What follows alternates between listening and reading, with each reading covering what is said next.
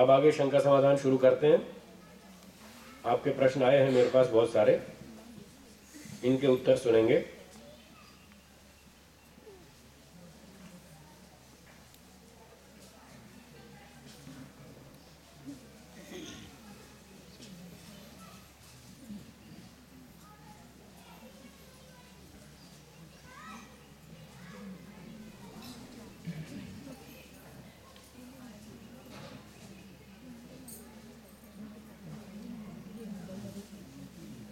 Record है कि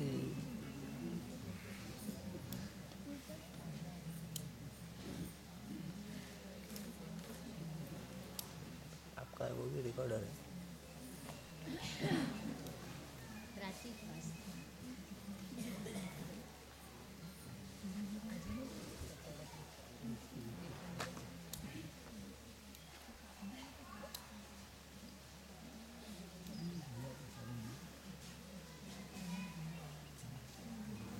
कहाँ गए ब्रह्मचारी अरुण जी हैं? नहीं है? हैं? बाजार अच्छा, बाहर गए।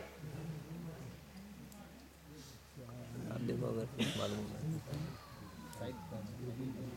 वो काला बटन का कुछ वो यहाँ छोड़ गए। सुबह में काला बटन हम्म। काला बटन है। मैं दे दूंगा मेरे से सारे उनको। काले हैं। बटन इसमें सारे ही काले हैं। चलो ठीक है, उसमें से दे दूंगा हाँ मैं। इसमें से दे दीजिए। ठीक है, ये ऑन नहीं हो रहा, इसमें से आप कर दीजिए। तो प्रश्न हम शुरू करते हैं। एक प्रश्न है, हम मांसाहार क्यों न करें? हम तो स्वयं किसी प्राणी की हत्या नहीं करते, हमें तो पाप लगेगा नहीं। हम मांसाहार को ठीक से पचाते हैं, मांसाहार से हमें प्रोटीन्स आदि अच्छे अच्छे तत्व भी मिलते हैं। और हम शाकाहार करते हैं तो भी जीव हत्या तो करते ही हैं।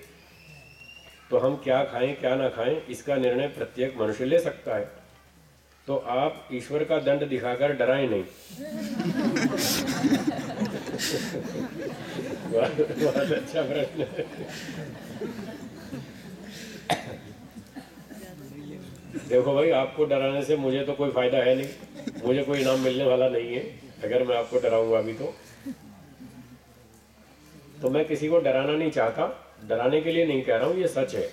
ये सत्य है कि अगर गाय घोड़ा भेड़ बकरी मुर्गी अंडे मांस आदि खाएंगे इनका, तो ऐसा करने से ईश्वर दंड देगा। ये सत्य है, जो सत्य है मैंने वो बताया, डराने के लिए नहीं कहा, आपको दंड से बचाने के लिए कहा। आगे आपकी इच्छा है, आप दंड से बचना नहीं चाहते तो खूब खाओ मेरी तरफ से, मुझे क्या तकलीफ। दंड आपको मिलेगा, आप जानो, मेरा काम है सच बताना, मैंने सच बताया। तो मांसाहार करना मना है। एक बात इसमें लिखी है कि क्या खाएं और क्या ना खाएं इसका निर्णय मनुष्य ले सकता है, प्रत्येक व्यक्ति। तो ये बात ठीक नहीं है। मनुष्य को ये निर्णय लेने का अधिकार नहीं है कि मुझे क्या खाना और क्या नहीं खाना।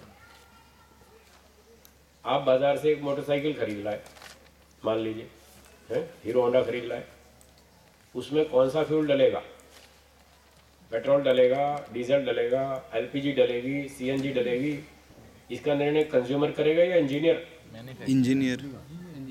जिसने इंजन डिजाइन किया है उसको अधिकार है निर्णय करने का, इसमें कौन सा फ्यूल डलेगा, कंज्यूमर को नहीं है। तो आप तो कंज्यूमर है, आपको अधिकार नहीं है इस बॉडी में, मनुष्य शरीर में क्या डालना। इसका इंजीनियर कौन है? ईश्वर। ईश्वर। तो ईश्वर बताएगा इस बॉडी में कौन सा फ्यूल डालना। ईश्वर ने 4 वेद में बताया कि शाकाहारी भोजन खाओ, मांस अंडे मत खाओ, गांव माहिंसी, गाय को मत मारो, अविम माहिंसी, भेड़ बकरी को मत मारो, अश्वम माहिंसी, घोड़े को मत मारो, माँ अंडा अंडे मत खाओ, सब मना कर रखा है। इसलिए ईश्वर ने मना किया। और शाकाहारी भोजन खाने की छूट दी है। गोधूमाश्च यवाश्च तिलाश्च मशाश्च, गेहूँ खाओ, जौ खाओ, तिल खाओ, उड़द खाओ, ये सब खाओ, ये शाकाहारी भोजन। तो शाकाहारी भोजन खाएं, मांसाहारी नहीं। इसको अंदर कहाँ से होता है? अच्छा यहाँ से होता है, ठीक है, वो मालूम नहीं था। यहाँ से, हाँ यहाँ से रिकॉर्ड हुआ। हो गया? लाल बत्ती कहाँ आई? हाँ ठीक।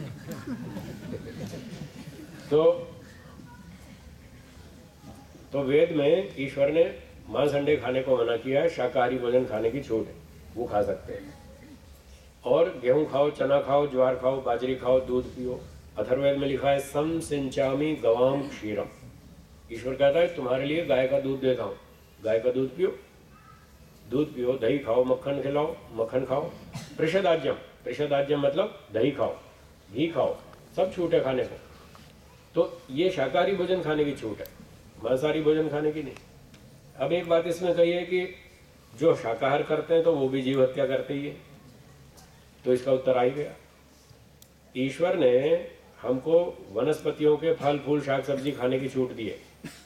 अथर्ववेद में लिखा है रसम औषधि नाम, औषधियों का रस पियो, फलों का रस पियो, जूस पियो, संतरे का, अनार का, अंगूर का, ये सब खा पी सकते हैं। तो ईश्वर ने हमको छूट दी है गेहूं, चना, ज्वार, बाजरी खाने की, इसलिए उसमें पाप नहीं है। भले ही वृक्षों में जीव होता वो होए, उसमें हम क्या करें? वो तो भगवान ने हमको छूट दी इसलिए हम खा लेते हैं। और मांस अंडे खाने को मना किया, अगर खाएंगे तो दंड मिलेगा। तो ये सच बात है, इसलिए मैंने आपको ऐसा बताया। कोई डराना मेरा उद्देश्य नहीं है। और रही बात कि हम मांसाहार को ठीक से बचाते हैं, वो बात भी गलत है। मांस मनुष्य का भोजन नहीं है, मनुष्य को मांस ऐसे पचता भी नहीं है। और मनुष्य की जो पाचन प्रणाली है मनुष्य शरीर की, वो मांस के अनुकूल नहीं है। जो मांसाहारी प्राणी है उनकी पाचन प्रणाली और मनुष्यों की पाचन प्रणाली में बहुत अंतर है। मनुष्यों के पेट में जितना भोजन पचाने के लिए हाइड्रोक्लोरिक एसिड मिलता है, मांसाहारी प्राणियों के पेट में उससे 10 गुना अधिक होता है। कितना? 10 गुना। 10 गुना, 10 टाइम्स मोर। मांस को पचाने के लिए हाइड्रोक्लोरिक एसिड बहुत ज़्यादा चाहिए, और वो हमारे पेट में है नहीं। इसलिए मनुष्य लोग उस मांस को पचाने के लिए उसमें मसाले डालते हैं, मिर्ची डालते हैं, नमक डालते हैं, और पता नहीं क्या क्या डालते हैं। फिर ऊपर से दारू भी पीते हैं उसको पचाने के लिए, नहीं तो पचता नहीं। और फिर उल्टा सीधा खाते हैं, फिर रोगी पड़ते हैं।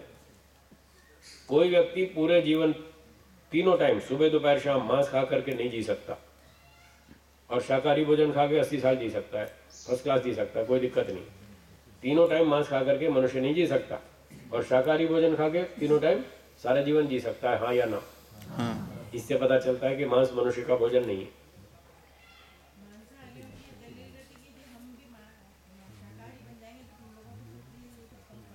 कम पड़ेगी ना, अनाज कम पड़ेगा। उसका जवाब यह है कि अच्छा जब आप मांस खाएंगे और जब पशु पक्षी खत्म हो जाएंगे तब आदमियों को मार मार के खाओगे, तब इसका क्या जवाब? हाँ, खाती है।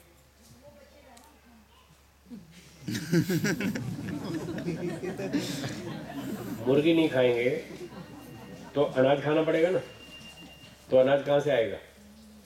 उसका उत्तर यह है कि देश में लाखों हेक्टेयर भूमि ऐसी है जिस पर लोग तंबाकू उगाते हैं और नशीली वस्तुएं पैदा करते हैं। वो तंबाकू उगाना बंद करो, उसकी जगह गेहूं चना पैदा करो, चावल पैदा करो, ज्वार बाजरी पैदा करो, खूब खाने को अनाज मिलेगा। ये सब बहानेबाजी है कि हम मांस अंडे नहीं खाएंगे तो हम अनाज की कमी पड़ जाएगी। कोई कमी नहीं पड़ेगी। जनसंख्या का नियंत्रण रखें, जितने लोगों को रोटी खिला सकते हैं उतनी रखें, फालतू क्यों बढ़ाएं? चीन देश वालों ने देखो ब्रेक लगा दिया ना, वहाँ जनसंख्या बहुत हो गई, उन्होंने बैन लगा दिया। एक से अधिक बच्चे पैदा नहीं करना, एक से अधिक बच्चे पैदा करेंगे सरकार दंड देगी, कानून है, इसलिए वहाँ ब्रेक लग गई। तो जनसंख्या उतनी रखें जितनों को आप भोजन खिला सकते हैं, जितनों का ठीक तरह से पालन पोषण कर सकते हैं। अधिक संख्या ना बढ़े, सबको खाने को मिलेगा। और ये कोई तरीका नहीं है, ये कोई तर्क नहीं है कि हम मांस अंडे खाएंगे तो अनाज बचेगा। जब वो खाने का विधान ही नहीं है तो क्यों खाओ? खा खा के रोगी हो रहे, देख लो, मांस अंडे खा खा के रोगी हो रहे। इसलिए मांस अंडा नहीं खाना, ईश्वर की ओर से दंड मिलेगा। जो मांसाहारी पशु पक्षी हैं, एक बात तो ये बताई, उनकी पाचन प्रणाली में हाइड्रोक्लोरिक एसिड मनुष्य की तुलना में 10 गुना अधिक है। दूसरी बात, उनके दांत और पंजे मांसाहारियों के देखिए आप कैसे हैं, तीखे तीखे। देखा ना शेर के, भेड़िए के कैसे तीखे तीखे। वो भगवान ने इस तरह से बनाया है कि वो मांस को फाड़ सके और कच्चा खा सके, उसको चबा सके। क्या मनुष्य के पंजे और उसके दांत इस तरह के हैं शेर जैसे? इससे भी पता चलता है कि मनुष्य का भोजन मांस नहीं है। हाँ, ये बंदर हैं, देखो ये फल फूल खाते रहते हैं, ये शाकाहारी। मनुष्य के दांत और बंदर के दांत एक जैसे, ठीक है? उसके हाथ भी, पंजे भी, नाखून भी सब एक जैसे, ये शाकाहारी, हम भी शाकाहारी। तो मनुष्यों को शाकाहारी भोजन खाना चाहिए, मांसाहारी नहीं खाना चाहिए। और रही बात प्रोटीन्स की, तो प्रोटीन्स अपने भारतीय शाकाहारी भोजन में कम है क्या? बहुत ज़्यादा। खूब प्रोटीन मिलते हैं, इतना प्रोटीन मिलता है आप पचा नहीं सकते, खूब मिलता है। इसलिए प्रोटीन के चक्कर में मांस नहीं खाना, नहीं तो भगवान फिर मांस अंडे वो पशु पक्षी बनाएगा। मांस खाने से कैसे पाप लगता है? कई लोग कहते हैं शक्ति के लिए। हॉर्स की पावर कितनी होती है?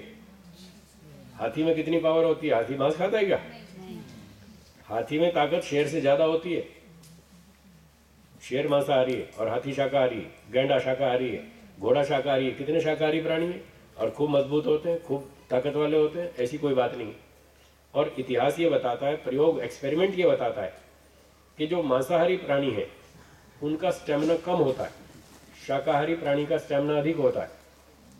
ये शेर जो हमला करता है ना हिरण के पीछे, वो घात लगाकर बैठता है और एक बार तो स्पीड पकड़ता है और बस थोड़ी देर के बाद वो थक जाता है। और हिरण नहीं थकता, वो लंबा दौड़ता है। हिरण शाकाहारी, वो लंबा दौड़ता है, शेर लंबा नहीं दौड़ सकता, थोड़ी देर के बाद थक जाता है, इसलिए वो घात लगा के बैठता है और जब मौका लगता है तब वो हमला करता है। और मनुष्यों की बात तो हमने शाकाहारी पहलवान भी देखे, मांसाहारी भी देखे और उनका एक्सपीरियंस भी सुना। हमारे परिचय में कई शाकाहारी पहलवान हैं दिल्ली में, डबल गोल्ड मेडलिस्ट, कुश्ती के अंदर डबल गोल्ड मेडल लाने वाले। ग्रीको रोमन और फ्री स्टाइल, दो तरह की कुश्ती होती है। जानते हैं आप लोग कुश्ती के बारे में? ग्रीको रोमन एक अलग स्टाइल की कुश्ती है और फ्री स्टाइल एक दूसरी कुश्ती है। दोनों तरह की कुश्ती में डबल गोल्ड मेडल उधर से विदेशों से लेकर के आए शाकाहारी, शुद्ध शाकाहारी पहलवान। तो हमारे परिचित है, मित्र है वो दिल्ली में, वो एक अखाड़ा चलाते हैं, कोच है वो। पहले तो खिलाड़ी थे, अब कोच बन गए। और उनके सिखाए हुए पहलवान विदेशों में जाते हैं, भारत में अच्छे अच्छे दंगल जीत कर आते हैं और गोल्ड मेडल लेकर के आते हैं। और वो सारे शुद्ध शाकाहारी। और उन्होंने नियम बना रखा है, हमारे अखाड़े में जो मांस खाएगा उसको हम पहलवानी नहीं सिखाएंगे, जाओ बाहर, हम नहीं सिखाते, शाकाहारी को ही सिखाएंगे। और इतने अच्छे पहलवान हैं, बढ़िया बढ़िया मेडल लेकर आते हैं। ऐसी कोई बात नहीं है मांस खाने से बहुत शक्ति आती है, ये सब भ्रांति है।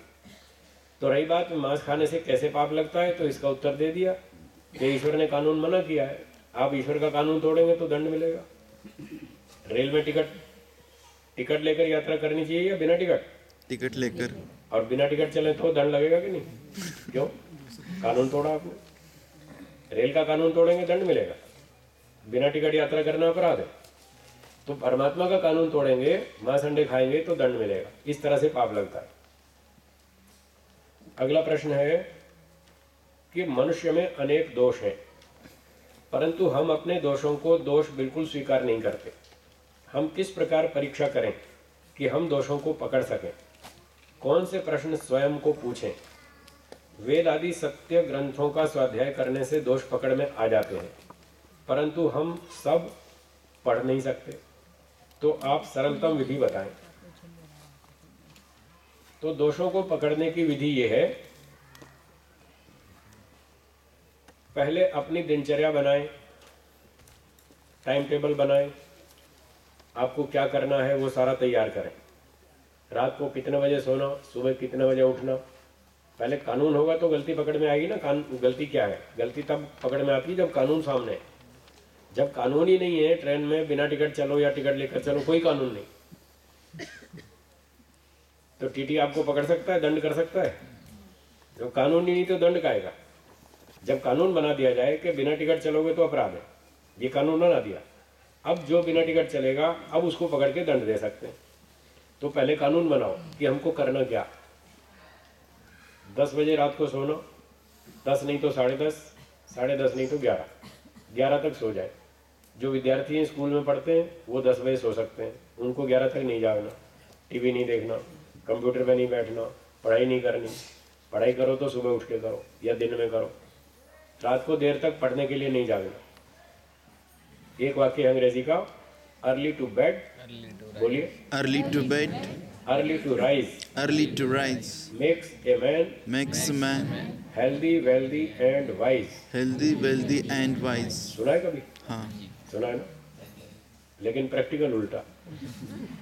Late to bed, late to rise makes a man unhealthy, unwealthy, unwise. देखो सारा देश रोगी हो गया, अनहेल्दी हो गया। क्यों? देर तक जागते हैं, 12 बजे तक, 1 बजे तक, 2 बजे तक। कोई टीवी देखता है, कोई गप्पे मारता है, कोई फालतू कंप्यूटर पे बैठा रहता है, कोई नेट पे बैठा रहता है। खामखा देख के 2-2 बजे तक जागते हैं, स्वास्थ्य बिगाड़ते हैं। फिर सुबह देर तक सोते हैं तो स्वास्थ्य बिगड़ेगा। शरीर ठीक नहीं है तो क्या बुद्धि ठीक चलेगी? नहीं, नहीं चलेगी। शरीर होगी, बुद्धि भी काम नहीं करेगी। और शरीर भी ठीक नहीं और बुद्धि भी ठीक नहीं तो पैसे क्या कमाएंगे? धन भी गया। पैसे कमाने के लिए शरीर स्वस्थ होना चाहिए, बुद्धि ठीक चलनी चाहिए, तभी तो धन कमा सकते हैं। और ये तीनों लाभ होते हैं जल्दी सोने और जल्दी उठने से। Early to bed, early to rise, 3 फायदे, हेल्दी, वेल्दी एंड वाइज। तो स्वास्थ्य भी अच्छा रहे और बुद्धिमान भी बनेंगे और पैसे भी कमाएंगे। इसलिए हमको जल्दी सोना, जल्दी उठना।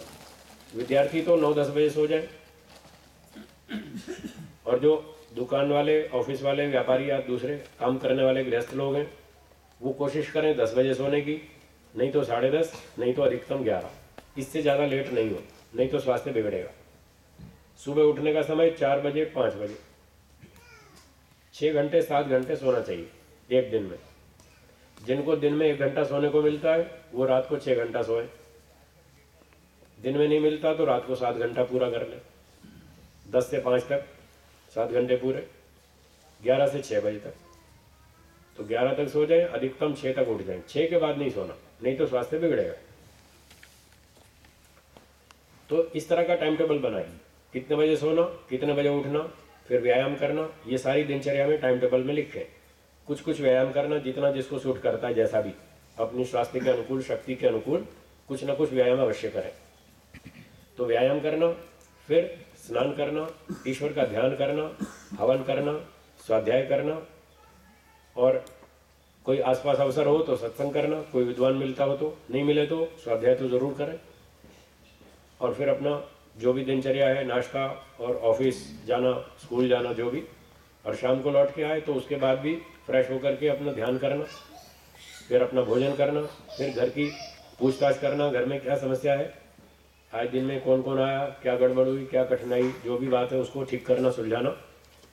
और फिर रात को सोने से पहले भगवान का ध्यान करके 5 मिनट ईश्वर का ध्यान करके, गायत्री मंत्र का पाठ करके फिर चुपचाप शांति से सो जाना। ऐसे पूरे टाइम टेबल बनाए, दिन भर के 24 घंटे का टाइम टेबल कागज पर लिखें, सब लोग, छोटे भी बड़े भी।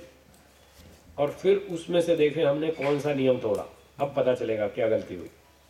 यहाँ से पता चलेगा कि सुबह देर से उठे, व्यायाम नहीं किया, भोजन अधिक खा लिया, आज स्वादिष्ट भोजन था, आज फ्रूट सलाद खाई, अच्छी थी ना, ज़्यादा खाई कि नहीं? रात को पता लगेगा, रात को पूछो जब पता चलेगा। तो कभी स्वादिष्ट भोजन होता है तो व्यक्ति अधिक खा लेता है। तो इस तरह से आत्मनिरीक्षण करना है सोने से पहले कि आज दिन में क्या क्या भूल की, भोजन अधिक तो नहीं खाया, यम नियम को ध्यान में रखें, उसके हिसाब से चेकिंग करें। आज कहीं झूठ तो नहीं बोला, कहीं गुस्सा तो नहीं किया, कहीं वाणी से क्रोध किया, कहीं मन में गुस्सा किया, मन में द्वेष कर लिया किसी से। इस तरह से इन प्रश्नों को अपने आप से पूछें तो आपको पता चल जाएगा कि हमारी गलतियां कहाँ कहाँ होती हैं। जो जो भी गलती पकड़ में आए उस पर पूरे ध्यान दें, उसको दूर करने का उपाय सोचें। स्वयं समझ में नहीं आए तो विद्वानों से पूछें, उसका प्रायश्चित करें कि ये गलती हुई, अब ये नहीं होने देंगे, उसका संकल्प करें और फिर अगले दिन सावधान हो जाए। इस तरह से हम अपनी दोषों को, गलतियों को पकड़ सकते हैं और हम आगे बढ़ सकते हैं। अगला प्रश्न है कि विवाह कौन सी विधि से करें, सर्वश्रेष्ठ विधि कौन सी है? अगर माता पिता पौराणिक हैं तो क्या एक ही दिन वैदिक और पौराणिक विधि से विवाह संस्कार करें? पौराणिक विधि से करने में क्या दोष है? तो इसका उत्तर है, विवाह करने की विधि महर्षि दयानंद जी ने वेदों के आधार पर लिखी है सत्यार्थ प्रकाश में। विवाह करना लड़का लड़की के अधीन है, माता पिता के नहीं। दोहराइए। विवाह करना लड़का लड़की के अधीन है, माता पिता के नहीं। इसका मतलब ये नहीं कि चुपचाप जाके लव मैरिज कर लो, इसका मतलब ये नहीं है। इसका मतलब ये है माता पिता की सम्मति से निर्णय करें। अंतिम निर्णय लड़का लड़की का होगा, विवाह करना या नहीं करना। पहले तो ये समस्या, विवाह करना कि नहीं करना, पहले तो ये निर्णय करना। इसके लिए कहा यदि लड़का लड़की की इच्छा है विवाह करने की तो करे, नहीं है तो नहीं। माता पिता जबरदस्ती नहीं कर सकते। शादी करने के लिए माता पिता बच्चों पर दबाव नहीं डाल सकते, तुमको शादी करनी ही पड़ेगी, ये अधिकार नहीं है माता पिता को। इस सेंस में मैंने ये बात कही। जब लड़का लड़की कहे हाँ हमको शादी करनी, तो फिर माता पिता करे, और वो कहे हमको नहीं करनी तो नहीं करना, जबरदस्ती नहीं। दूसरी बात, गुण कर्म स्वभाव मिलाकर विवाह करें। लड़का लड़की के गुण कर्म स्वभाव मिलते हैं तो विवाह करें, नहीं मिलते तो नहीं करें। आगे लिखा है महर्षि जी ने सत्यार्थ प्रकाश में, चाहे जीवन पर्यंत लड़का लड़की कुंवारे बैठे रहे, परंतु विपरीत गुणकर्म स्वभाव वालों का विवाह कभी ना होना चाहिए। अगर विपरीत गुणकर्म वालों का विवाह कर दिया तो नित्य घर में देवासुर संग्राम मचा रहेगा, ये लिखा है। देवासुर संग्राम नित्य मचा रहे, ये लिखा है। देवासुर संग्राम जानते हैं? मारामारी, लड़ाई झगड़ा, रोज के रोज दुखी रहेंगे, झगड़ा होगा। इसलिए गुणकर्म स्वभाव मिला के विवाह करें, नहीं मिलता तो ना करें, उसमें कम लॉस है। विवाह नहीं किया तो कम घाटा है, और उल्टा विवाह कर दिया तो ज्यादा नुकसान है। फिर रोज अखबार में समाचार आते हैं, वो सास बहू झगड़े करते हैं, कितने तो सीरियल आते हैं। कभी आता है मैं भी सास बनूंगी, मैं कब सास बनूंगी। कभी आता है सास भी कभी बहू थी। ऐसे ऐसे अजीब अजीब, और उनमें लड़ाई झगड़ा ही दिखाते हैं, और क्या दिखाते हैं। आप देखते हैं ना सीरियल, सारा रोते ही रहते हैं। मैं कभी कभी देखता हूँ ऐसे सीरियल, किसी भी दिन देखता हूँ रो ही रहे, वो बेचारे चुप, खुशी से तो कोई बात ही नहीं करता। कभी कभी मैं भी देख लेता हूँ। इसलिए इन प्रश्नों का उत्तर देने के लिए, लोग प्रश्न पूछते हैं तो मुझे पता ही नहीं देश में हो क्या रहा है, तो जवाब क्या दूंगा। तो मुझे पता तो होना चाहिए देश में क्या हो रहा है, टीवी में क्या चल रहा है, सीरियल क्या चल रहा है, माताएं बहनें क्या देख रही हैं, बच्चे क्या देख रहे हैं। बच्चों से पूछ लेता हूँ, हाँ बेटा क्या देखते हो? बोले कार्टून। कौन सा? Tom and Jerry. तो मुझे पता चलता है हाँ टॉम एंड जेरी कोई कार्टून आता है। और क्या देखते हो? कि सीरियल। कोई कौन सा सीरियल देखते हो? CID। तो हाँ मुझे पता लगता है हाँ CID भी कोई सीरियल है। ऐसे ऐसे बच्चों से पूछ लेता हूँ, कभी कभी देख भी लेता हूँ क्या चल रहा है सीरियल में। तभी तो लोगों को बता सकता हूँ क्या ठीक है क्या गलत है। तो विवाह करने के लिए गुणकर्म स्वभाव मिले तो विवाह करें, नहीं मिले तो नहीं करें। अब कौन सी विधि से करें? वैदिक विधि से करें। माता पिता पौराणिक हैं तो एक ही दिन वैदिक और पौराणिक विधि से विवाह करें क्या?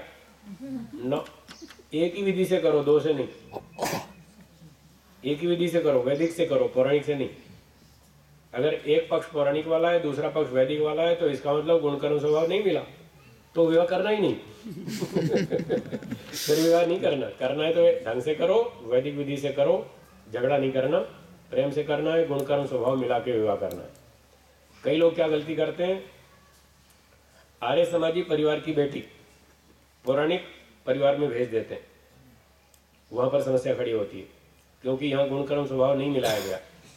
एक परिवार आर्य समाजी, दूसरा पौराणिक, तो गुणकर्म नहीं मिला ना, धर्म संप्रदाय उनका अनुकूल नहीं है, इसलिए वहां झगड़ा होगा। और आर्य समाज पौराणिक परिवार की बेटी वो आर्य समाजी परिवार में आ जाती है, वहां तो लॉस नहीं है, वहां तो फायदा है। वहां नुकसान होता है जब आर्य समाजी परिवार की बेटी पौराणिक समाज परिवार में जाती है, वहां नुकसान होता है, क्योंकि वो लोग आर्य समाज को इतना समझते नहीं, सही गलत का इतना उनको अंतर पता नहीं। अब बेटी तो आर्य समाज के सत्संग के परिवार से संस्कार लेकर के आई, अब वो जाएगी पौराणिक परिवार में, तो वहां तालमेल बैठेगा नहीं, तो वहां झगड़ा होता है। बहुत परिवार देखे मैंने, कई परिवार केवल इसी बात पर टूटे, शादियां टूट गई सिर्फ इसी बात पर कि ये पौराणिक परिवार है और मुझे मूर्ति पूजा नहीं करनी। सिर्फ इसी बात पर वो लड़की घर आ गई मायके में, छोड़ आई। बताओ सारा जीवन खराब हुआ कि नहीं? इससे तो विवाह न करते अच्छा था। गलत में क्यों किया? वापस झगड़ा रगड़ा किया और खामखा नाक भी कटवाई समाज में। तो इसलिए महर्षि ने बिल्कुल ठीक लिखा है विवाह करो तो गुणकर्म स्वभाव मिला के करो, और नहीं मिले तो मत करो। हाँ, पौराणिक परिवार की बेटी आर्य समाज में आए तो फायदा है, उसको तो लॉटरी लगी समझना चाहिए। बढ़िया बढ़िया चीज सीखने को मिलेगी, बढ़िया शुद्ध वस्तु सीखने को मिलेगी।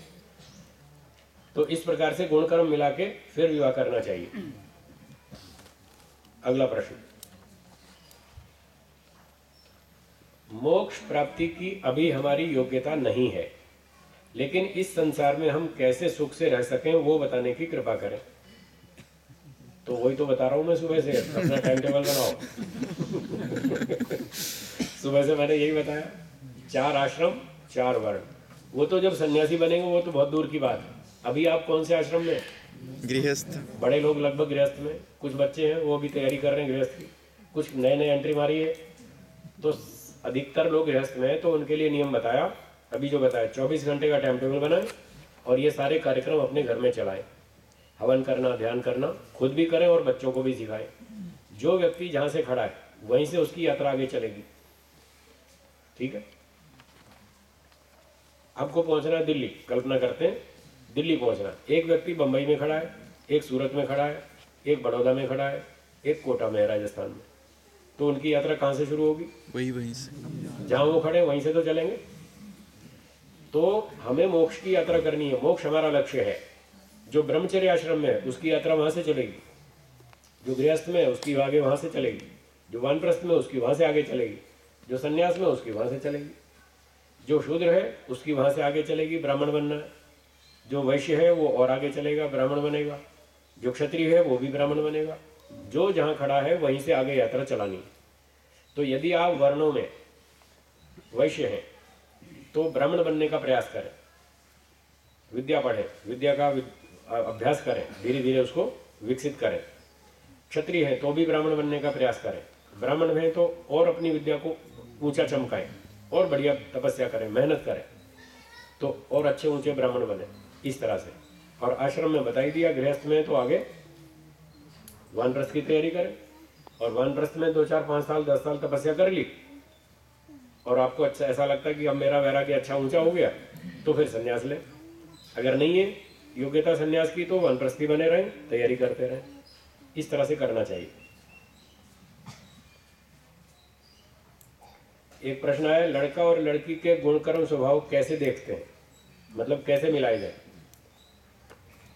उसकी विधि देखिए, शास्त्रों में जो लिखी है उस विधि को लोग नहीं जानते और उस विधि का पालन नहीं करते, इसलिए ठीक तरह से शादी नहीं होती। लोग शादी तो करते हैं पर शादी करना आता नहीं है, माफ कीजिएगा। शादी करना सीखो, शादी कैसे करनी चाहिए। शास्त्रों में लिखा है कि जब बच्चे का जन्म हो, लड़का हो या लड़की कोई भी हो, जब बालक का जन्म हो तब से लेकर के 5 वर्ष की उम्र तक, बच्चा छोटा होता है ना, तो 5 वर्ष की उम्र तक उसकी माता, उसकी माँ उस बच्चे का इतिहास लिखे। माँ की जिम्मेदारी, बच्चे का इतिहास लिखो, उसका गुण कर्म स्वभाव कैसा है, उसकी एक कॉपी बनाइए, नोटबुक, उसका नाम है हिस्ट्री बुक, इतिहास की पुस्तक। उसमें सब बातें लिखनी है। बच्चा चिड़चिड़ा है, खुश रहता है, प्रसन्न रहता है, गुस्सा करता है, मस्त रहता है, गंभीर रहता है, कैसे खिलौने पसंद हैं, क्या चीज़ें खाता है, क्या चीज़ खाने में रुचि है, क्या में नहीं है, जो भी। ठीक है, इस तरह की सब बातें उसकी नोट करते रहे 5 वर्ष तक। माँ का जिम्मेदारी वो लिखे। और उसके बाद बेटा कुछ बड़ा हो गया तो 2-3 वर्ष फिर पिता की जिम्मेदारी। अब वो पिताजी के साथ भागने लगा, बाजार जाऊंगा, मैं भी आपके साथ चलूंगा, तो ठीक है, पिताजी की जिम्मेदारी, वो बच्चे को ऑब्जर्व करेंगे और हिस्ट्री बुक को कंटिन्यू करेंगे, वो आगे लिखेंगे 3 साल।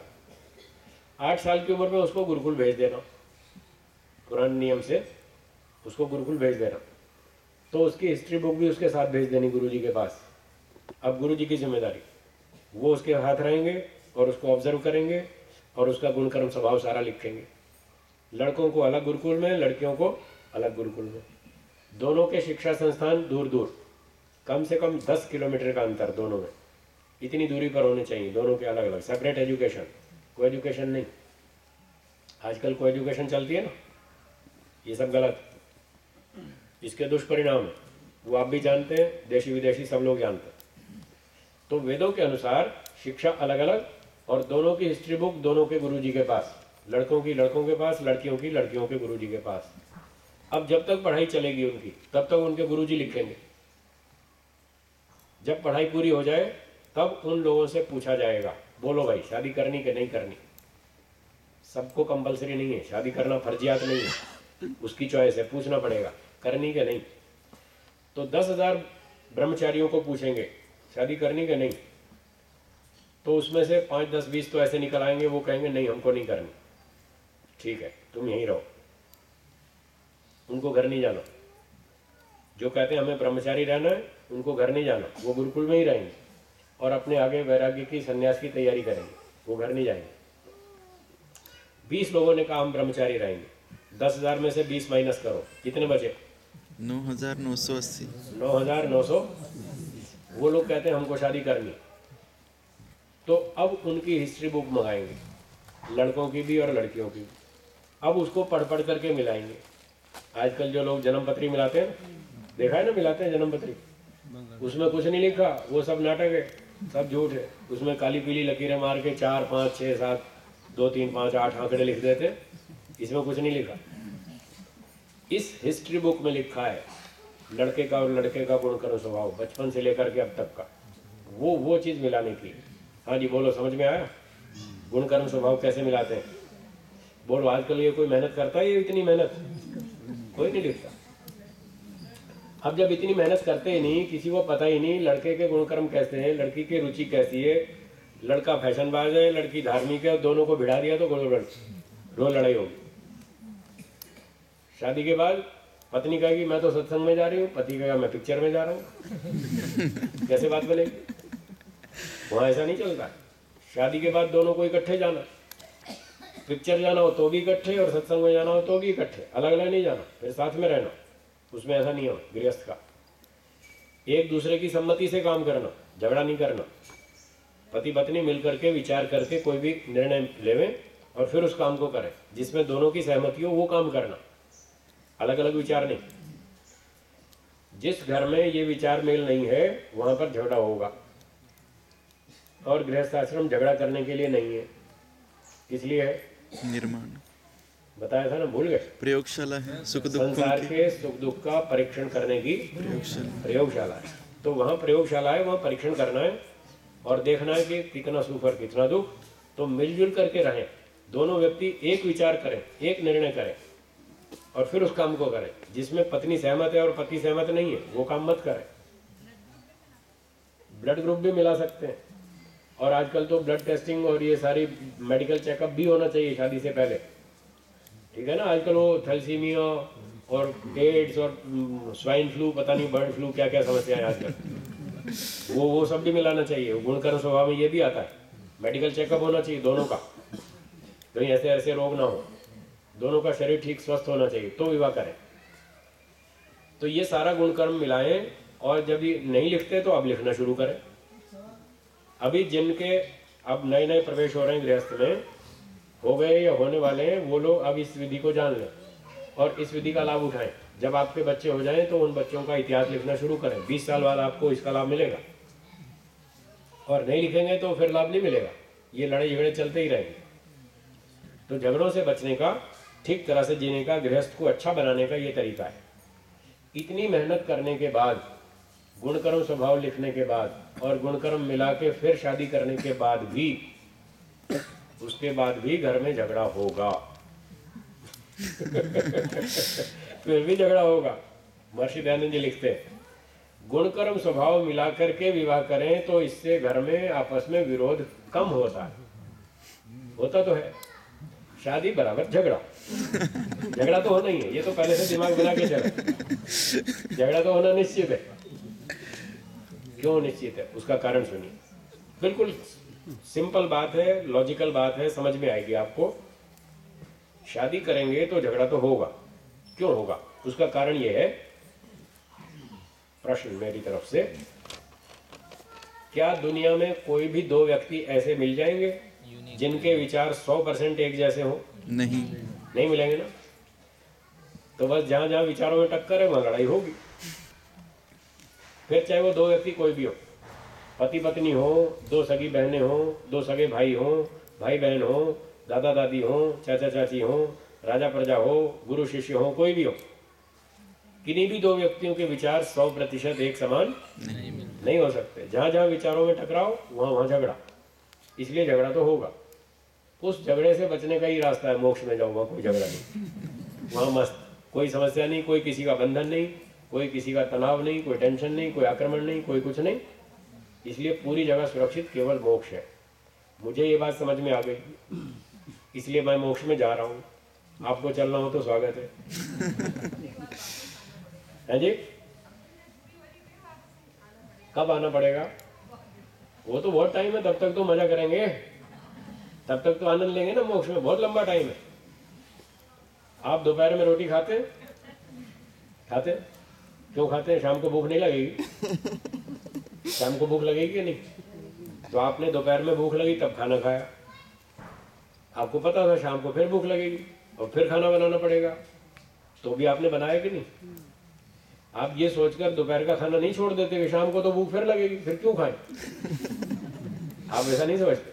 आप ही सोचते हैं शाम को भूख लगेगी फिर खाएंगे, और कल भूख लगेगी फिर खाएंगे, जब तक लगेगी तब तक खाएंगे, बार बार खाएंगे। तो मोक्ष में भी जाओ, बार बार जाएंगे, लौट के आएंगे, फिर चले जाएंगे, उसमें क्या दिक्कत है? ये कोई तर्क नहीं है कि हमको मोक्ष से लौट कर आना है तो जाए क्यों। एक व्यक्ति से मैंने पूछा, भाई आप सुबह ऑफिस जाते हैं? बोले हाँ जी। तो शाम को लौट के आते हैं घर पे? बोले हाँ जी। तो मैंने कहा क्यों जाते हैं ऑफिस? नहीं जाना चाहिए, लौट के तो आना ही है। फिर जाएंगे कि नहीं जाएंगे ऑफिस? जाएंगे। जब उस व्यक्ति को पता है शाम को मुझे ऑफिस से घर लौट के आना है तो भी ऑफिस जाता है, तो हमको भी पता है मुक्ति में से लौट के आएंगे तो भी हम जाएंगे। क्यों जाते हैं ऑफिस? उससे लाभ होता है, लाभ होता है ना, इसीलिए जाते हैं। तो मोक्ष में जाने में लाभ नहीं है क्या? बहुत। तो जब मोक्ष में लाभ है तो उसके लिए क्यों नहीं मेहनत करनी चाहिए, क्यों नहीं जाना चाहिए? तो धीरे धीरे सब बात समझ में आ जाएगी।